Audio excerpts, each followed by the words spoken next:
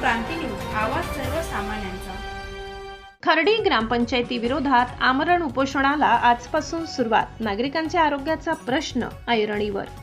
खर्डी ग्रामपंचायतीच्या हद्दीत तुंबलेल्या गटारी, साचलेली घाण व दुर्गंधीमुळे नागरिकांच्या आरोग्याचा प्रश्न गंभीर बनला असून या विरोधात माजी ग्रामपंचायत सदस्य निखिल विनायक बेंडकुडे यांनी आजपासून आमरण उपोषणाला सुरुवात केली आहे। गेल्या 6 महिन्यांपासून परिसरातील स्वच्छतेच्या समस्येबाबत ग्रामपंचायतीला वारंवार तक्रारी करूनही कोणतीही ठोस कारवाई करण्यात आलेली नसल्याचा आरोप करण्यात येत आहे। गटारी तुंबणे, कचरा साचणे आणि दुर्गंधी यामुळे डेंग्यू, मलेरिया यासारख्या आजारांचा धोका वाढला असून नागरिकांच्या आरोग्याला धोका निर्माण झालाय।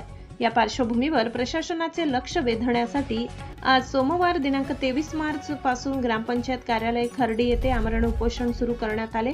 या आंदोलनामुळे परिसरात मोठी चर्चा रंगली असून नागरिकही या आंदोलनात पाठिंबा देत आहेत। दरम्यान ग्रामपंचायतीतील सर्व वाड्यांवरील गटारी, नाले साफ करणे, प्रधानमंत्री आवास योजनेतील लाभार्थ्यांना घर बांधणी परवानगी देणे, इंदिरा आवास योजनेतील लाभार्थ्यांना आवश्यक कागदपत्रे देण्याच्या मागण्या करण्यात आल्या। प्रशासनाने तात्काळ दखल घेऊन समस्या मार्गी लावाव्यात, अन्यथा आंदोलन अधिक तीव्र करण्याचा इशारा देण्यात आलाय। प्रतिनिधी सगीर शेख, खर्डी। मी उपोषणकर्ता निखिल विनायक बेंडकुडे, राहणार खर्डी।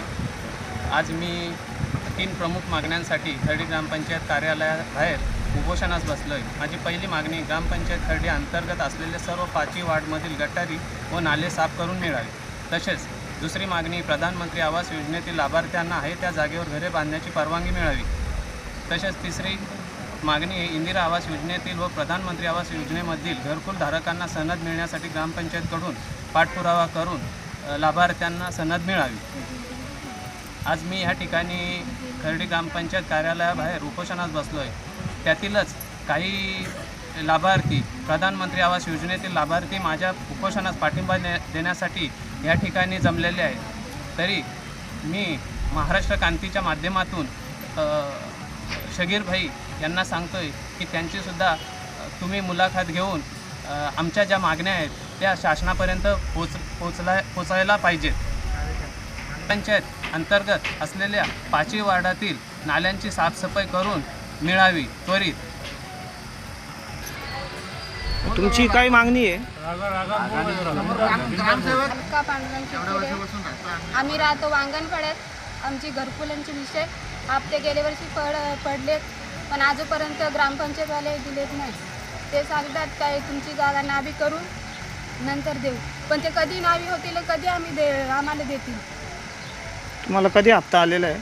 आम्हाला गेल्या वर्षीच हप्ता पडला 15,000 रुपये। आजपर्यंत ते विषयच नाही ते दुसरे बांधायचा का नाही बांधायचं ते। मग तुम्हाला शासनाने जागा मंजूर करून दिली का नाही अजून? नाही ना, अजून काहीच ते सांगतच नाही ग्रामपंचायतवाले। आम्ही किती फेऱ्या मारल्यात तरी पण ते काही सांगत नाही, येतील एवढंच सांगतात। आणि एक रस्त्याचा विषय आहे, आता किती 10-15 वर्ष मालक झालाय। वांगणपाड्यात राहते, आम्हाला 1.5 वर्ष झाले घरकुला येऊन। मी तर लई चक्र मारले, माझं घर मोडून पडलेलं होतं, तरी पण सांगतात का जागा नाव झाल्याशिवाय तुम्हाला घर बांधून देणार नाही। तर मी माझी बारीक नातवंड आहे, ते मी भर पावसात घर बांधून उभं केलंय, आता परत तेच मोडायला आलेत। मग आम्ही कधी बांधायचं, किती वाट बघून मी तर लई चक्रा मारले, तरी तेच सांगतात काय नंतर तुम्हाला जागा मंजूर होईल तेव्हाच बांधून देऊ असं। व असा रस्ता बी एवढा खराब झालाय, कधीच मंजूर झालाय बोलतात, मंजूर झालाय, पण अजूनपर्यंत काही बांधलं नाही। ते झापावर तो एक माणूस मूर्ती झाला, त्याचं घरकुलाचं वाट बघून शेवटी मूर्ती झाला। मग आम्ही मेल्यावर देणार काय बांधून आम्हाला घरकुला? खर्डी शिवसेना शहर प्रमुख यतीन दाडगे आज या उपोषणाला पाठिंबा देण्यासाठी सर्वसामान्यांच्या, सर्वसामान्य नागरिकांच्या इथे व्यथा आहेत। या सगळ्या नाले साफसफाईसाठी उपोषण करावं लागतं, याच्यापेक्षा म्हणजे शोकांतिकाच नाही खूप। नाले साफसफाई करण्यासाठी उपोषणाला बसावं लागतं, या गरिबांना स्वतःच्या हक्काचं घर मिळण्यासाठी उपोषणाला बसावं लागतं। मला या ठिकाणी म्हणायला काहीच वावगं ठरणार नाही। आता तुम्ही 1.5 वर्ष झालं तुम्ही त्यांच्यासाठी काहीच करत नाही आहेत। नाले साफसफाईसाठी आज 5-5, 6-6 महिने लोक फेऱ्या मारत आहेत, तुम्हाला ते पण करता येत नाही। लेटर दिलं तर उपोषणासाठी बसायला लागतं। तर तात्काळ नका शासनाने याचा नका दखल घ्यावी आणि यांच्या सगळ्यांच्या मागण्या पूर्ण कराव्या हीच विनंती। खर्डी ग्रामपंचायतीत शेजारी राहतो। माझ्या घराशेजारून नाला वाहतोय. त्याच्यामध्ये खूप फुटलेलं साहित्य पडलेलं आहे. जनावरं मेलेली लोक टाकतात त्याच्यामध्ये. ग्रामपंचायतमध्ये मी अनेक वेळा येऊन पण सांगितलं तरी पण ते काय ऐकत नाही. खूप दुर्गंधी पसरलेली आहे. आमच्या आरोग्याला धोका झालेला आहे. तरी या बाबतीत लवकर सरकारने विचार करून ग्रामपंचायतीने विचार करून तो साफ करून द्यावा हे आपला विनंती. अशाच नवनवीन बातम्या पाहण्यासाठी आमच्या महाराष्ट्र क्रांती न्यूज या यूट्यूब चॅनलला लाईक करा, सबस्क्राईब करा आणि बेल आयकॉनला प्रेस करा.